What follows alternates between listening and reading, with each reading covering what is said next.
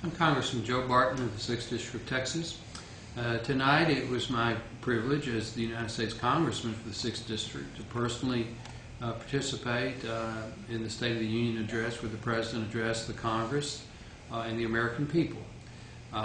As always, I was impressed with the President in terms of his delivery and his personal hospitality. He and his wife are both charming people, and they presented themselves very well.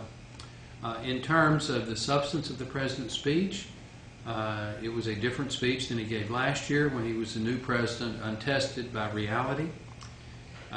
He admitted that he had made mistakes, and I think that's an understatement.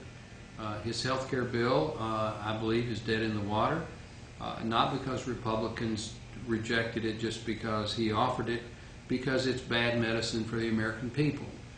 His climate change bill, likewise, I think is dead in the water in the United States Senate.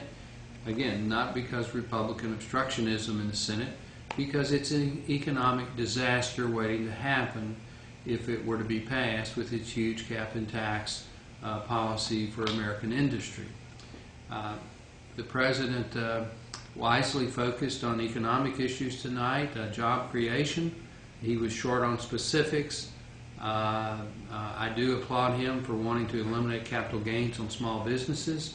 I applaud him for talking about increasing domestic oil and gas production and supporting nuclear power. I'm also a supporter of clean energy.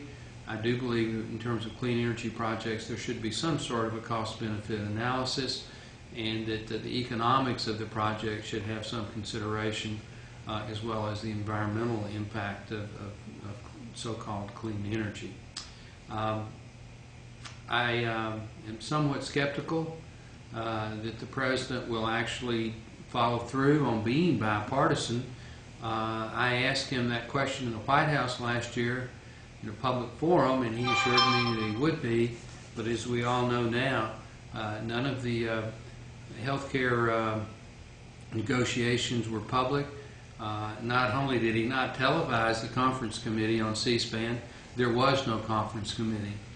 Democratic leaders huddled behind closed doors at the White House with the President and his advisors, and in the majority leader's office in the Senate, the Speaker's office in the House, and those leaders were all Democrats. There were no Republicans invited to those meetings. So it's not necessarily what you say in a speech, it's what you do as President. If President Obama really will work together in a bipartisan fashion, I'll work with him. But if it's the same old take it or leave it attitude that he's exhibited so far in his presidency, not on the speech, not on the stump when he's given a speech, but in the halls of Congress and in meetings where we're actually substantively putting together legislative bills, we'll work with him if he really wants to work with us. If he doesn't, we'll present our alternative version of America to the people, and hopefully we'll be very well received in the election next November.